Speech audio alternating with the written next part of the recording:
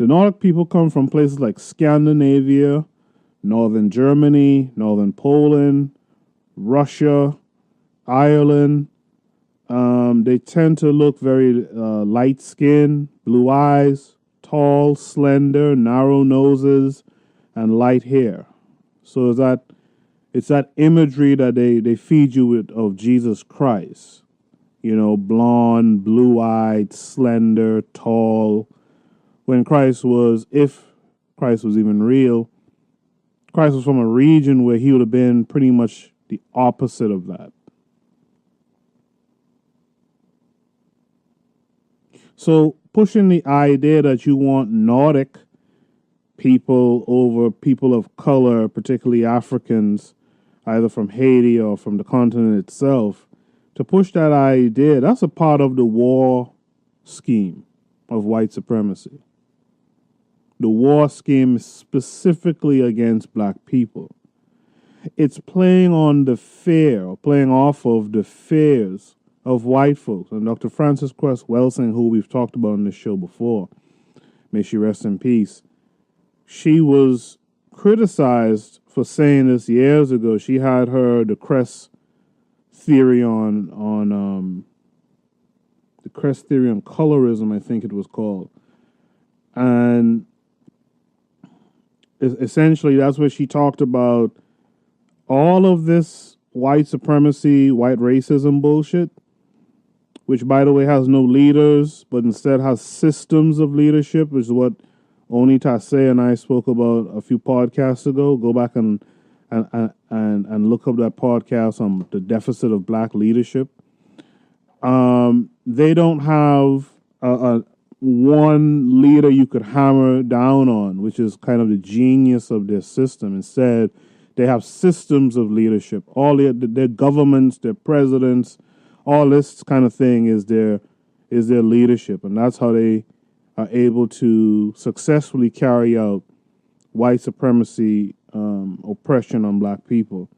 But when Dr. Welsing spoke about the white genetic annihilation, their fear of white genetic annihilation, which is based simply on simple genetics, where two black people can lay up together and can produce a black child, they can produce a white child, because we have dominant genetics.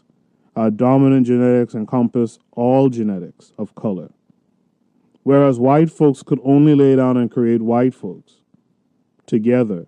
And even if a black person lays with a white person, 9 times out of 10, he or she is going to make a black child. There are cases where some people can be passers. You know, Diane Canning is one of those type of people who I always thought she was white. For those of you who are not old enough, she is an actress, appeared on Broadway a lot. She used to be on this old school show called Love Boat a lot. Very, very nice person to watch. But I didn't know she was black until just a few years ago. She was a passer, and there's been a few of them over the years. So their fear of genetic annihilation is why they deal in stuff like eugenics, where they try to clean up the white race genetically to make the perfect white. They try to breed out any type of blackness. They try to, as you see from the war on black people, just here in America and in the continent of Africa and pretty much globally, they're always trying to kill off blackness, right? They're always, they're killing our young boys in the street.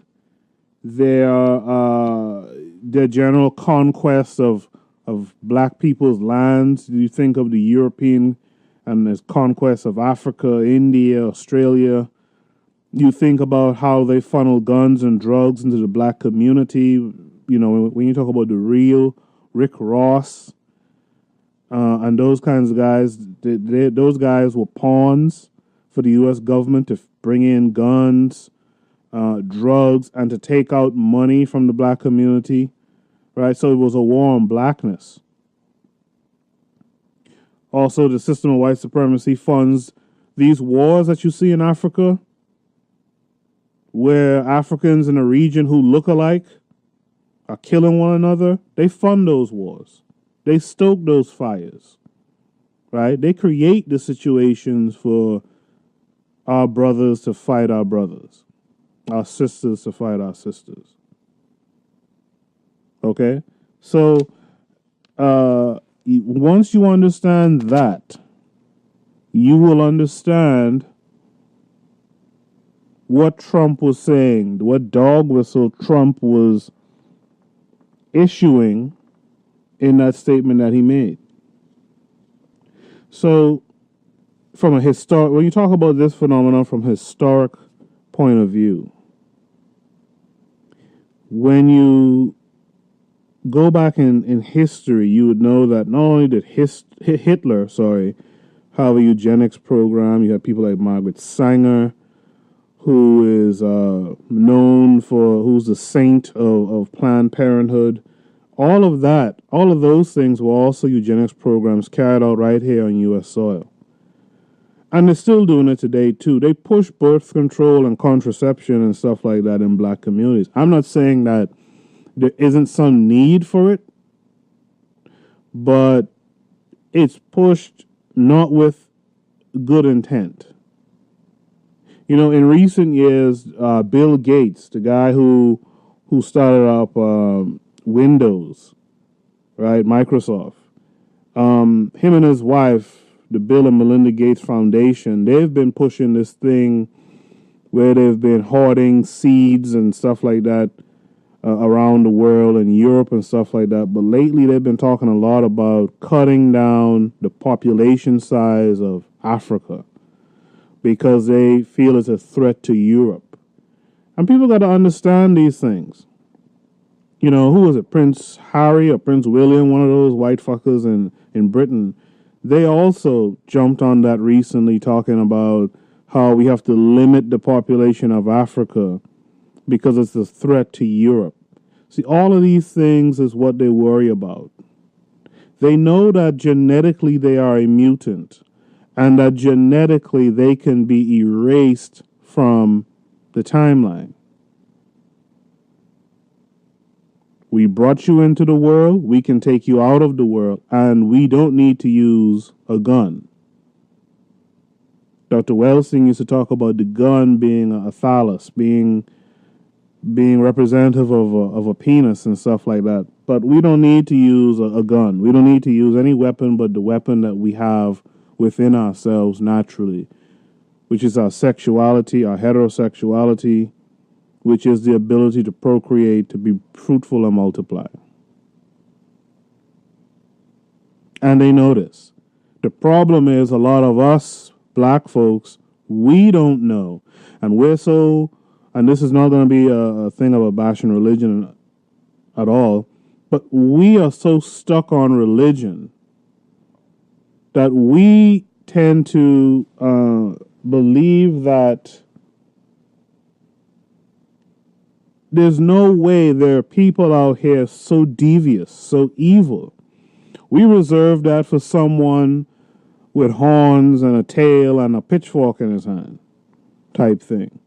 Something you can't see, but moves in silence. Well, that's half true. What we're fighting is something you don't really see in a physical form, but it's there. It's happening. You can see its work, right? You can see its work, and you can see the people that have faith in it as well. So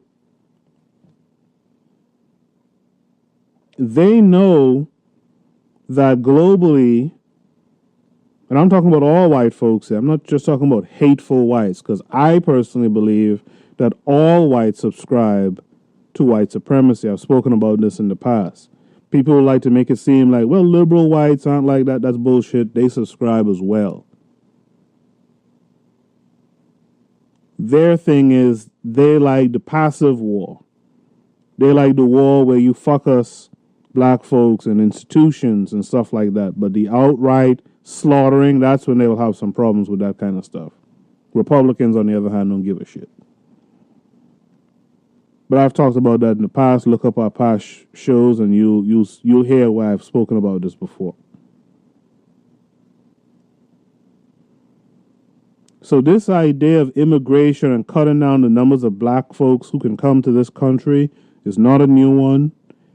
It has its origins, like I said, when you talk about people, when you single out people from Norway, you're talking about, that's a little dog whistle to the Nordic race and Hitler's idea and people of that ilk's idea of that being the master race, some endangered racial group. And so America has long carried on the will of white supremacy. And as I've heard some other people say it before, and it's true, the only reason why America really went up against Hitler is because Hitler was an extremist. White supremacy likes to be able to move in silence, so to speak. They like to be able to spank you just as hard, but they like to be able to do it where you don't call attention to it. And Hitler kind of called attention to it. So they'll take out a guy like Hitler. But as far as the ideologies, there's a reason why there's guys walking around with Nazi flags in America. Because America has always had a kind of Nazi outlook to itself.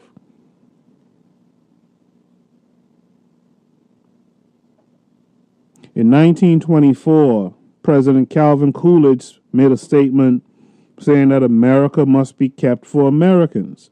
This was a prelude to what's called the National Origins Act of 1924.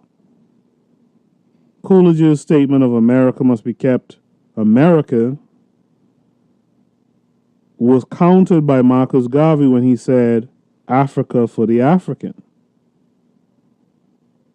And that's why, if you go back, you could listen to a show that I did on Marcus Garvey. That's why I like Marcus Garvey, because he actually admired white nationalists and white supremacists. And he admired them because they were about their people. Like we should be about our people. But instead, we want to be intersectional and all this old bullshit. But he wasn't on that. When you study white nationalism, it'll give you an idea as to what we need to be. We need to close ranks and choose not to die. See, right now what we're doing, all this intersectionality, all this LGBTQ first before black liberation stuff, we're choosing to die. But those white guys like Coolidge and them, they knew what was what. So in 1924, they had the National Origins Act. The National Origins Act restricted Africans, but they don't mention Africans when they talk about it. They only talk about Asians and Southern Europeans. But let's keep it real. The National Origins Act really restricted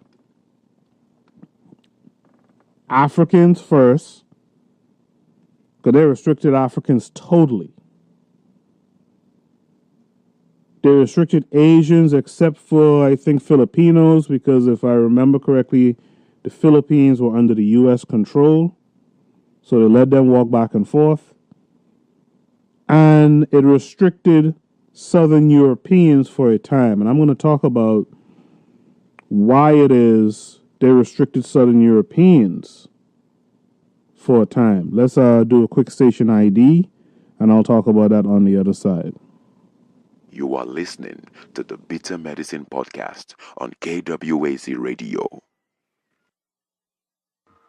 Peace, family. This is Oni, inviting you to listen to the pro-black perspective, where black problems are addressed with black solutions. Welcome back. Well, actually, I should do that. Welcome back to the Bitter Medicine Podcast with your host, Koku. Today, we're talking about the so-called President of the United States, Donald Trump's recent alleged comments about Africa and Haiti being shitholes. And we're talking about the history of America barring black people, Africans, from coming to this country. In addition to calling those two places shitholes, Trump suggested that we need to have more people come to America from Norway. And while some people might have just glossed over it, some people, have their head in the bubble, some people didn't really think too tough about it, the inclusion and the suggestion that more people from Norway should come goes back to the historic outlook of that region, where the Nordics were seen as the master race, according to Hitler, the great race. They were always seen as kind of an endangered racial group, and that endangered part of the racial group, that endangered racial group just means that genetically, ergo sexually, that group can be wiped out by the black race. If that group was to procreate heavily with the black race, it will become a browner and browner race of people, and there will be no whiteness. There will be no master race. So Hitler's idea of a master race was flawed, because to me, a master race is one where you couldn't really breed it out of existence. You have to work real hard to breed the black race out of existence. Really hard. As I said earlier, the physical characteristics of the Nordic people was light hair, light skin, blue eyes, tall stature, narrow noses, slender bodies, which all happens to be the standard of beauty according to white people. And we got some black folks out here killing themselves to have that standard, to try to live up to that standard of beauty. And that's a part of the eugenics campaign against blackness. That's a part of the psychological warfare against blackness. But however you want to put it, all of that is warfare towards black people. So just before I went on the station break, I brought up the National Origins Act of 1924. Around that time, the then President Calvin Coolidge made a statement of America must be kept American,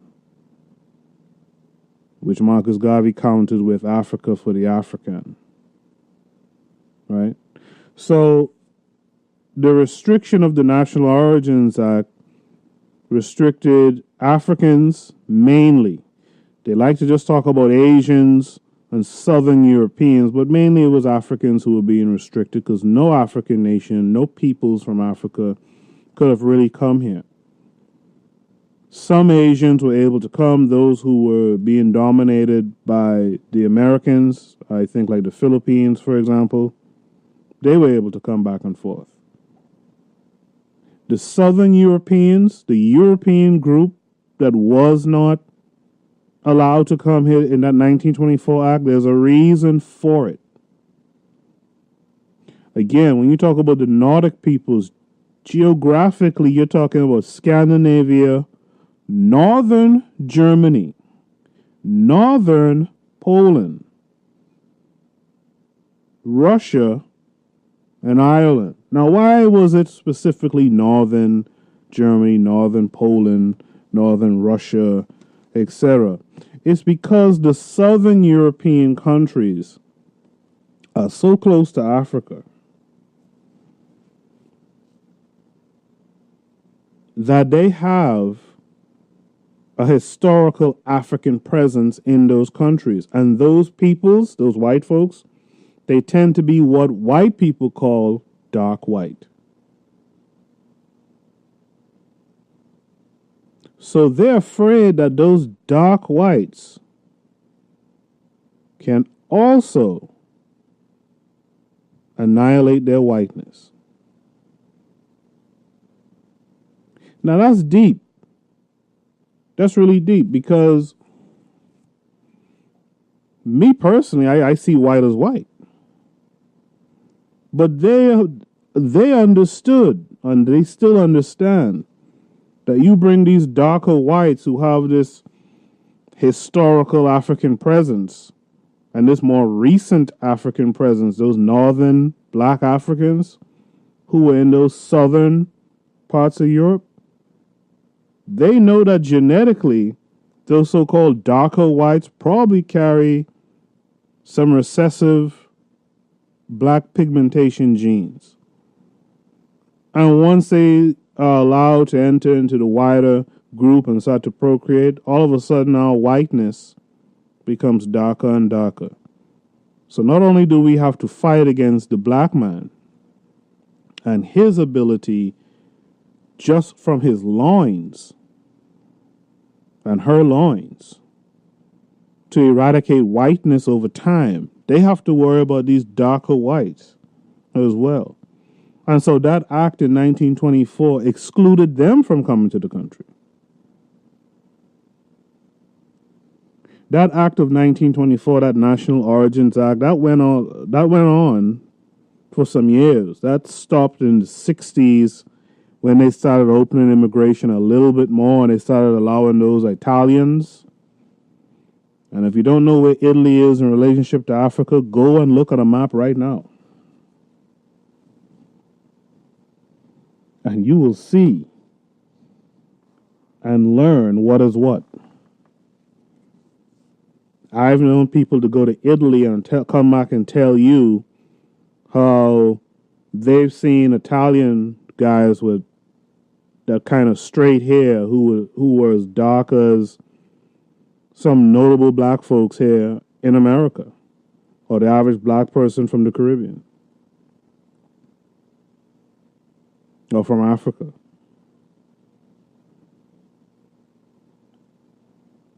So to understand white supremacy, racism, as Dr. Francis Cress Welsing would tell you, you have to understand that it's a genetic fear.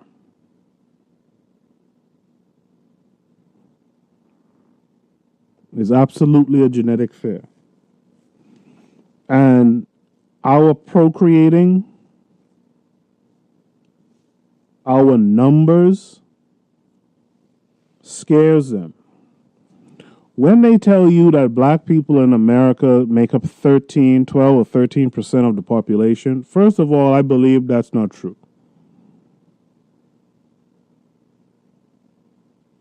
I can't believe that to be true, personally. Because again, in white supremacy, they dominate all aspects of life. You think they can't fudge the census numbers? You think they can't just throw out these numbers to us?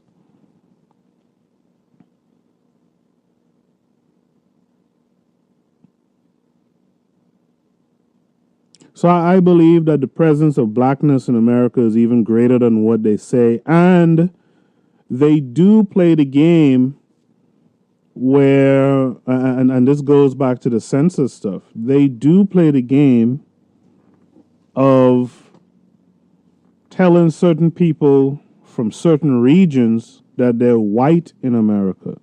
There's a clip of a guy from Egypt who had to fight when he came to America to tell them that he was black. Let me play this clip for you real quick. I am a black Egyptian. My father is much darker than I am. My mother is lighter than I am. In Egypt, people are identified by the religion first, not the race. So in Egypt, if you are Christian, you are a minority person. But if you're black, you're not a minority person. You are a part of the mainstream society. And I came from this background. And in Egypt, you identify as Arab and as Muslim. And in this country, when I first came, I identified myself as Arab American and Muslim first. And gradually, I became to identify myself as black. I came to the U.S. in 1978, and I became a U.S. citizen in 1985. When I became a U.S. resident, I was told by the Immigration and Naturalization that I am white. And I told them that I'm black, and they said, no, in this country, you are white. All Arabs in this country, all Arab immigrants are white. I didn't pay much attention in the beginning to this, because in the Arab world, we identify with our ethnicity first as Arabs, and then with the race second as black or white or whatever. But in this country, you identify with your racial group first and then with your ethnicity second. Gradually, I became black first and Arab second.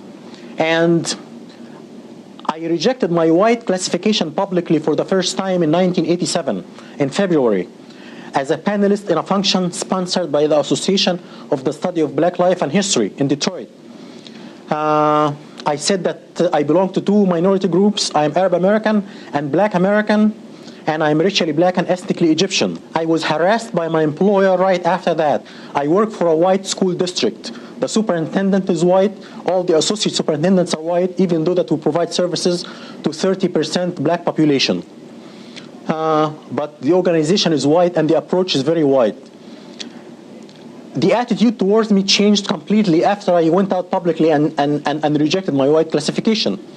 One coworker came to me and told me, a white coworker came to me and told me right after the function that he met with the superintendent, and if I don't keep my mouth shut, my educational career is over. He said, you have nothing to do with these people, you have a history and a culture. These people came from the jungle, you have nothing to do with them. These people lie and steal. When I see one of them in my neighborhood, I call the police. And I was told by the director of general education, who is retired now, in '88, I was told by him that I get people angry when I say that I'm black Egyptian. If I just say that I'm Egyptian, I would get along. I have to add that I was denied promotion twice because I chose black classification. This is part of my 2 lawsuits against my employer, which are currently pending, 2 lawsuits. Now, just for the education of our viewership, why don't you share with us a breakdown of Egypt as it is today, insofar as blacks or combinations thereof of European descent and what have you? We don't have Egyptians of European descent in Egypt. We have a population which is basically a mixture of ancient Egyptian blacks who intermarried with Arabs right after the Arab conquest. The ancient Egyptian population was brown and black before the Arab conquest. But before the Arab conquest came the Greeks. The ancient Egyptian population was in Egypt for thousands of years. The ancient Egyptian population was brown and black. And the Greeks came in 300 BC. And they started to intermarry with the local population, and then the Romans came and ruled from 70 BC until they were conquered by the Arabs and kicked out by the Arabs in the 7th century. And these people intermarried with the Egyptian Copts, and they made the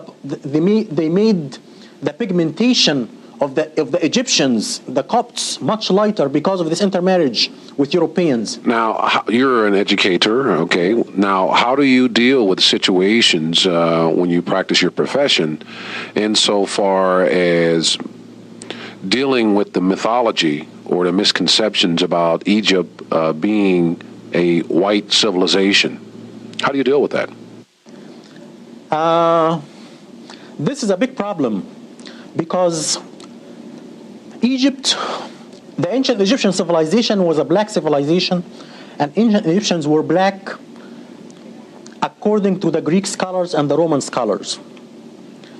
Ancient Egypt became white only in the 19th century and in the 20th century. And the scholar who is responsible for this is Seligman, the noted anthropologist from England, Seligman. White supremacy argues that blacks are inferior than white intellectually. They are subhuman and they are incapable of building a civilization. White supremacy had one dilemma until Seligman came. The dilemma was ancient Egypt was black according to the Greek and the Roman scholars. 10 of them said that, including Aristotle and Plato. 10 of them said that in writing. They had this dilemma. Ancient Egyptian was black. So if blacks are inferior intellectually and are incapable of building a civilization, how come the ancient Egyptians built a civilization? Seligman found the solution for this dilemma. He came up with a theory called the Hemite theory. He separated the blacks who built a civilization in Egypt and Ethiopia from the rest of the black race, and he called them brown-skinned whites, or the Hemites. So Seligman saved white supremacy from this dilemma. And all the white scholars followed him from that time on. This was at the end of the 19th century. And since that time, white scholarship says that ancient Egypt is white. Mustafa Hefni is currently working on his doctorate degree at Wayne State University. His dissertation topic is a content analysis of the treatment of ancient Egypt in world history textbooks.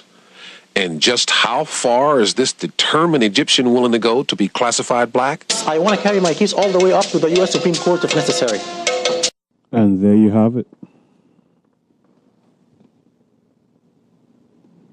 You see how white supremacy plays? White supremacy has no problem erasing you from history.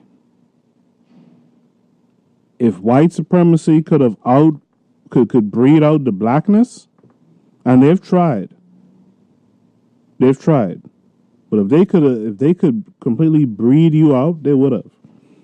So instead, they have to kill you. Instead, they have to give you sexually transmitted diseases that will wipe you out. So now you're hesitant to even procreate with others. Instead, they feed you contraceptives, and they encourage you to have abortions, etc., because they know how powerful your breeding, not breathing, but breeding is. You're making more black people. They know how powerful that is and what a detriment it is to their genetic survival.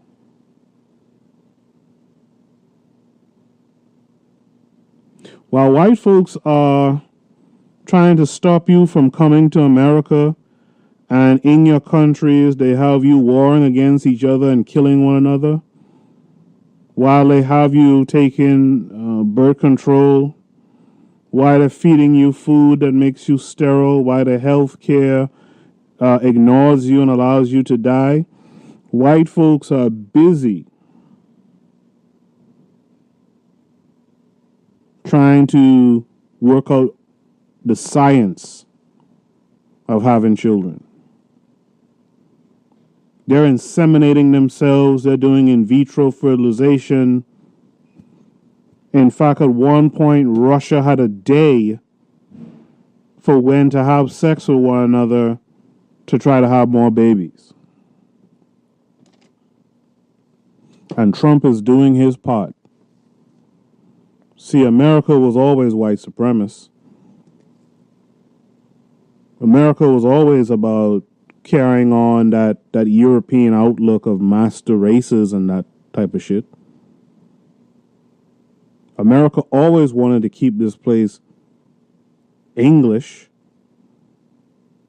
So even during that act of 1924, Britons were able to come here easy.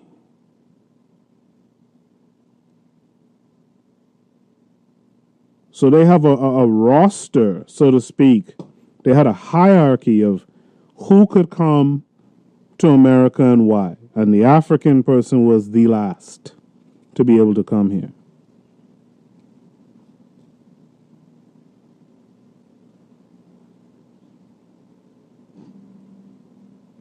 So this is the game that we have to start to understand, and we have to start to play it.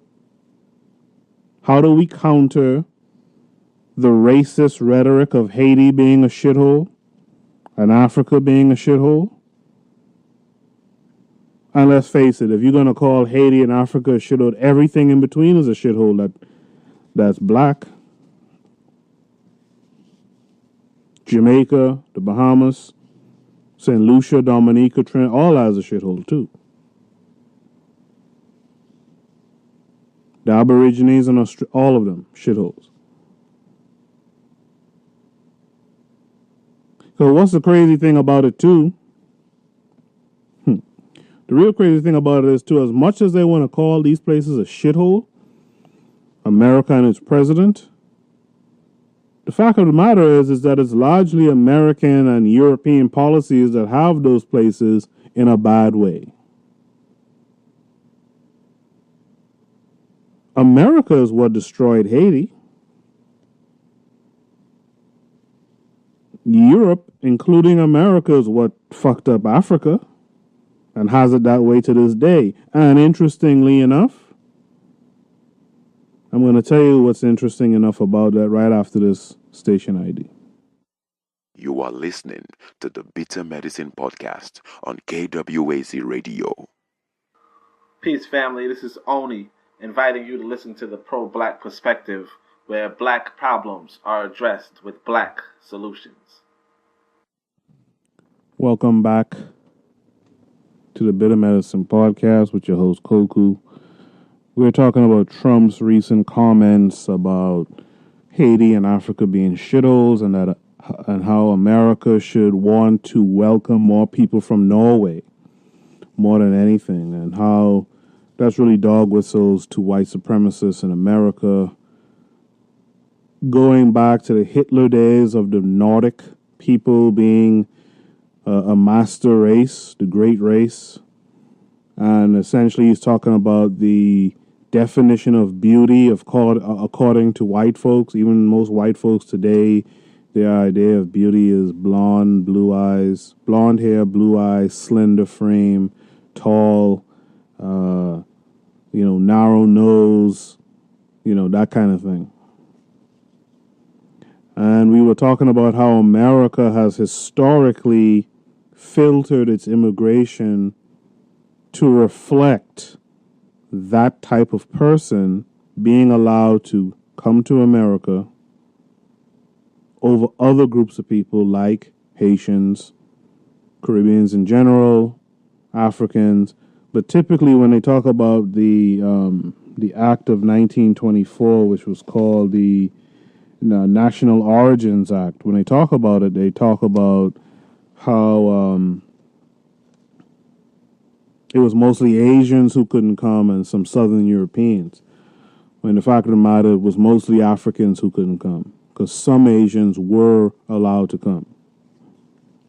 The Southern Europeans who weren't allowed to come, the reason why they didn't allow Southern Europeans, because they, the white supremacists, considered Southern Europeans to be dark white. So there you see it was their fear of that darkness that would have been coming to America and fucking up the white eugenics program that they had going on here to keep America white. So when Trump talks about making America great again, he's really talking about make America very white. But the real thing, and this is what I was alluding to in the last segment, the real key thing to Trump calling places like Haiti and Africa in particular shitholes is that not only are those places, problematic because of U.S. policies in those places, but the real kicker about it is, for as much as Trump would like to call those places a shithole, America doesn't take its filthy paws out of those countries. Let me repeat that again. For as much as Trump is trying to say Haiti and Africa is a shithole, America, and Europe too, doesn't take their dirty hands, their dirty mitts out of Haiti and Africa. Because Haiti and Africa, believe it or not, is a huge source of the economic wealth going on in Europe and even in America.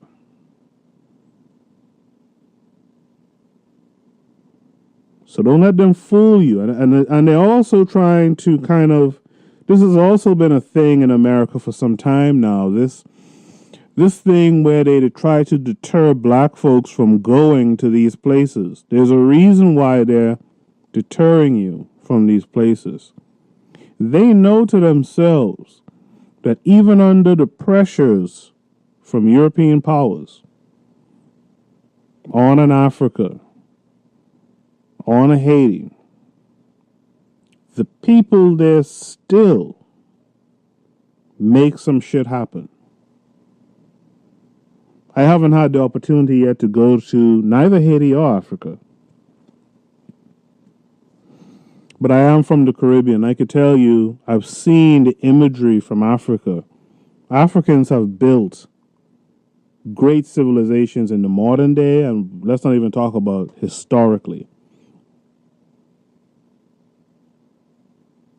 Earlier, I played a video clip of Mustafa Hefni, who is an Egyptian brother who identified as black, but in America they threatened him to not associate himself with blackness, but to associate himself with whiteness. They told him in America he's white. And as he broke it down, he said white supremacy has always had a dilemma in its narrative about Africa and Africans. You can't say Africa and Africans are dumb, subhuman, etc., only fit for slavery and oppression, when you can go to Africa and see the great things that Africans built and the images, that the portraits that they left of themselves written in stone. So what they had to do was they had to bring in the mentality that folks from those regions, in America especially, are now considered white. And you separate them from the black folks so that there's no commonality. Right?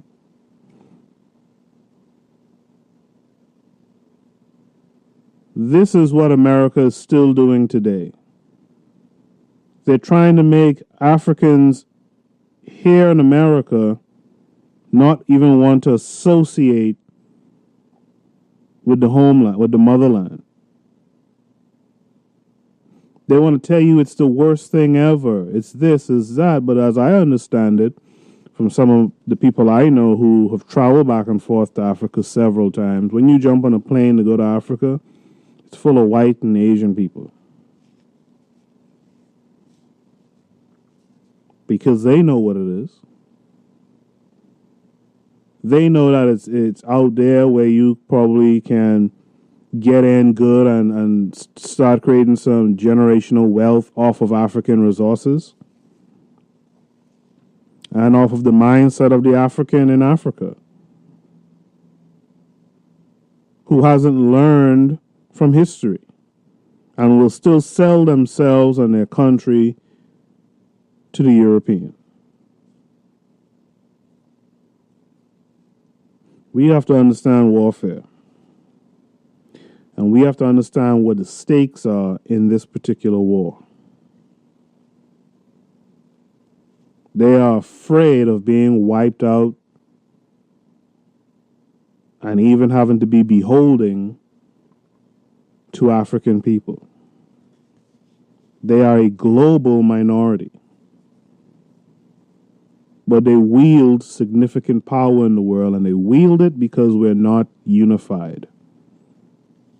We're not educated. For every so-called conscious black person you know, there's 1,000 who are not, and who are willing to remain that way if given a chance. All this talk recently about Oprah running for president, that's our ignorance showing. That's our ignorance showing. Oprah ain't about, she's not about that. And she ain't gonna do it for black people either. Oprah had a show in Chicago. She could have done amazing things in Chicago. Instead, she was building schools in South Africa. Much props to her for doing anything, because she didn't have to do anything at all. But she damn sure ain't doing nothing for blacks who are suffering here. So what makes you think if she becomes president, she's going to do anything for you then? Oprah's audience is white women, primarily. So, I'm not going to belabor the point much longer. what people are calling shitholes, that's just a diversion. Because if it was so bad, they wouldn't be in those so-called shitholes. They wouldn't be so rich off of those so-called shitholes. They're saying it so you and I can keep a distance from those places. They're saying it so you and I can have problems with the aforementioned people, the Haitians and the Africans here in America. It's all strategic. Nothing is by chance. Trump didn't just say that and didn't just, invoke the desire to have more people from Norway come here. Trump knew that his base will put it together. Norway, Nordics, and Nordics are the master race, and he's selling it heavy and hard to his base, which is hardcore white supremacists.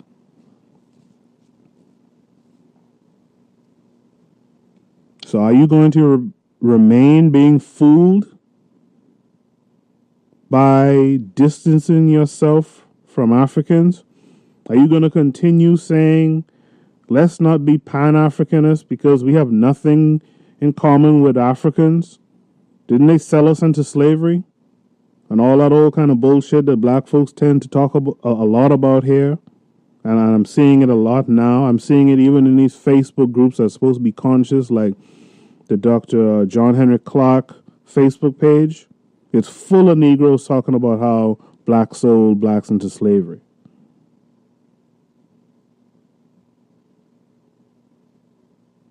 And how they dislike black folks from Africa.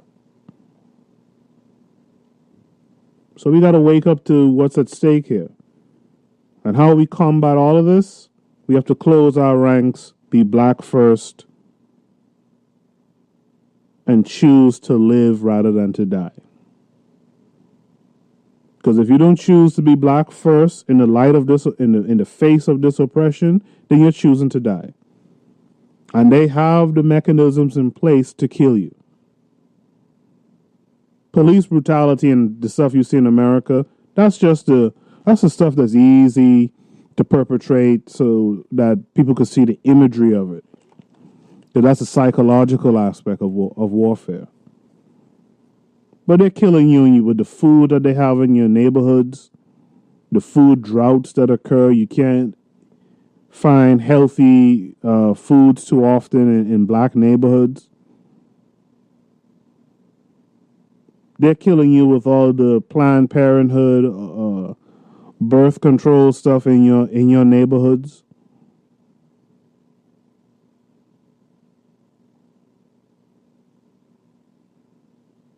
They talk about the AIDS in your neighborhoods more than they talk about AIDS in their own neighborhoods. I've known white folks, young white guys and stuff, and white women who hook up with other white folks, and when you listen to the conversation, no condoms are being used. None whatsoever. And every time I hear similar conversation with black folks, there's always some condom being used. But they scare you more. They make you feel like you're most susceptible to those diseases. And I'm not here to tell you not to have sex without a condom. That's not my get down. Protect yourselves at all times. But the contraceptive stuff, the abortion clinics in your areas or that's easily accessible for you, that is all to limit and decrease your numbers because their numbers are naturally falling. It's a known fact. This is why, like I mentioned earlier, they go through the pains of studying how to have children. On the sci-fi show Lost, which is still one of my favorite shows of all time, being a scientist and a little bit philosophical and spiritual. Lost had a storyline where they were on this island and the women just couldn't give birth. And they were studying what was it that was creating that phenomenon. And that's a reflection, because remember, sci-fi in the system of white supremacy is always a reflection of their mindset. It always has been and it always will. When you look at a sci-fi show and you don't see any black folks in the future, that's their feelings. They don't want you to be around in the future. When you look at a white sci-fi show and it's talking about zombies, and when you look, you don't see much black people on the show, that's because the black people are the zombies. You didn't know that.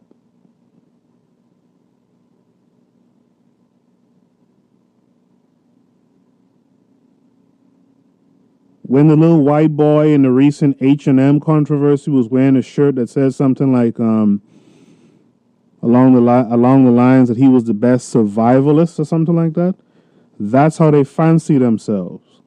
And in fact, that's how they live their lives. The majority of them live backpacking through mountains and camping out in the woods and stuff. That's their practice. But they cover it up like it's just, an activity.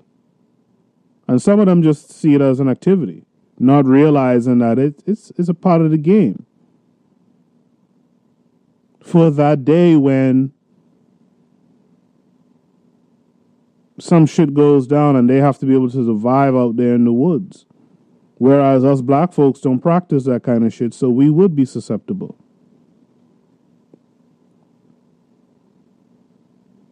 So, understand what white supremacy, white racism is. Study Dr. Francis Cress Welsing. Rest in peace. You have to study this stuff. And then when Trump does something, you won't be so outraged. Because you would have understood just where he's coming from. He's trying to make America white again. He's trying to make it white in the most extreme way possible. They're looking to import white women now. And try and make their whiteness even whiter.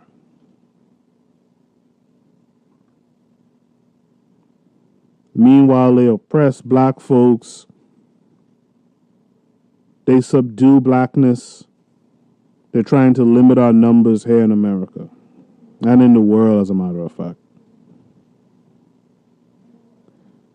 So I won't belabor the point anymore. This was a bit of a makeup show because I actually was supposed to be interviewing a black woman who recently wrote a very interesting book, and I wanted to talk to her about it, but that did not work out.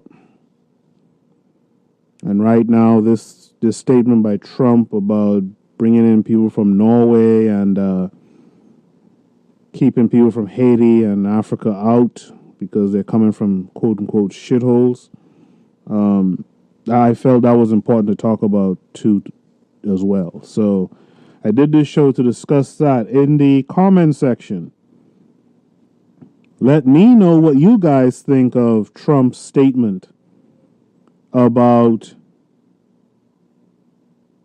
Haitians and Africans, and to date, his statements about people of color as it stands.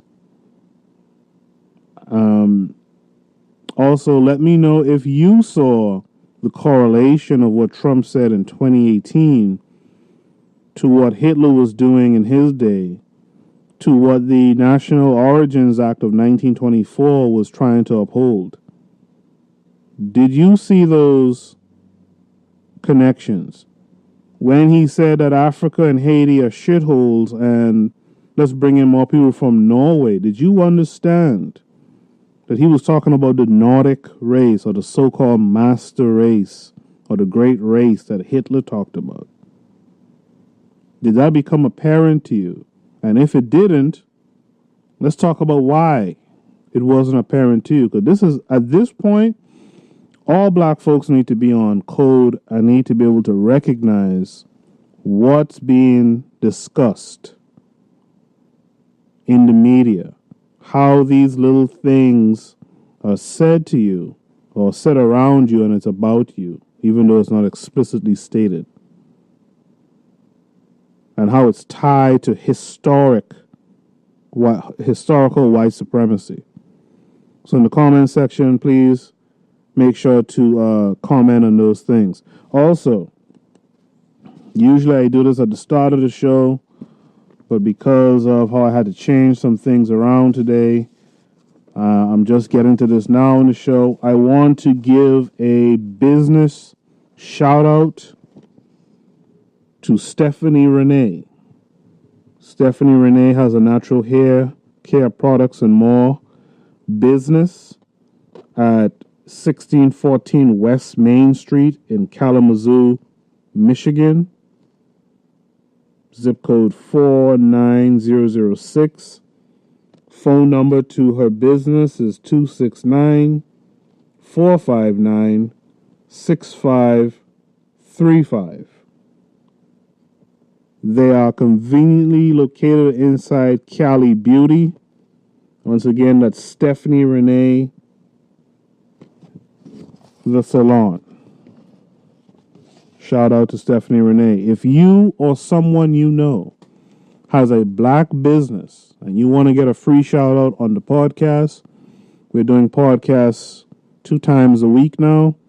So now is the time to jump in, get your free shout out on the show. It's my pleasure to do it. Make sure to email us at bitter.medicine.podcast@gmail.com. Also, many thanks to those who have donated to our GoFundMe. We currently have a GoFundMe up where we're trying to raise $2,000 between now and mid-June. The funds are going to be used towards podcasting equipment and marketing. We want to be able to make this podcast something more streamlined to record, to edit, and to post and put out there for your consumption. So we need to improve upon the equipment that we have. We also want to be able to market the podcast on social media. We feel that more people need to know that we're here and we're putting in the work. So we want to be able to advertise more on Facebook, Twitter, Instagram, etc. Also, if you haven't already, please subscribe to our YouTube channel. We're trying to get our YouTube subscriber numbers up so we can start to brand our channel a little bit more. Once again, we're trying to increase our visibility so that you know we're here and we're trying to put in the work. In the future, after we've done this, raise these funds of $2,000 to improve things, what we want to do, we're going to do another GoFundMe after that, because, and this is just a heads up to you guys, because we definitely want to start getting into putting out free, that's the key word here, free documentaries that have solutions, as my friend Onitase likes to say. Onitase is the host of the Pro-Black Perspective. Make sure to check them out on YouTube as well. Onitase, one of the bylines of his show is that it's a show that offers black solutions for black problems. And so we here at the Bitter Medicine Podcast, we want to put together a set of free documentaries where we can, with experts in the field, not celebrity types, but just people who know what they're talking about. We want to cover, specific topics each time, and we want to give you actual solutions, tell you where to go, what to request, what to fill out, who to submit it to, etc. Things of that nature. We want to do this in a documentary format. on various topics that affect us in the black community. So after we've done this campaign, we'd like to begin doing that campaign to raise funds for equipment that will help us to video and make a great visual product for people to look at, as well as for marketing of those free items too. So the quicker we can get to this $2,000 goal, the quicker we can move on to that one, which will have immediate benefits for the black society. Last but not least, if you are a person with an opinion, you're black first, and you want to talk about things that affect the black community, maybe it's something local to where you are, or maybe it's something larger, like what we talk about here on the show, or what Onitase talks about on the Pro-Black Perspective. If you're a blogger and or vlogger, by all means, reach out to me, again, at bitter.medicine.podcast@gmail.com to be a guest vlogger on our companion blog site, which is the www.bittermedicineblogs, all one word, .com. Shout out to Carl Hezekiah. He's been a blogger with us. Onitase has been a blogger with us before as well, and we've had a few other bloggers, but we really need people who are going to come on board and who are going to put out timely, topical information. That would really be great. We need folks like that who are willing to write something on a daily basis, a weekly basis. Just keep it consistent, because content is king. And our people need access to more content and more solutionary type content. Things that actually tells them what to do that will help them get out of this oppression. Okay? So, until next time, this has been the Bitter Medicine Podcast with yours truly, Koku. Thank you for listening. We'll talk again soon.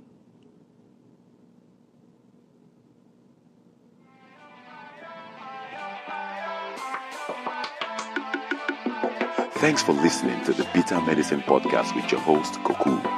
If you like what you just heard, we hope you pass along our web address, bittermedicineblogs.com, to your friends and colleagues, and share our show to all your social media. Be sure to check out our archive section on our website for previous podcasts. This has been a KWAZ radio production.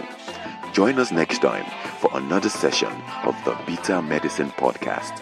Follow us on Facebook at Bitter Medicine Show, Twitter, Bitter Meds, Tumblr, Bitter Meds, Instagram, Bitter Medicine.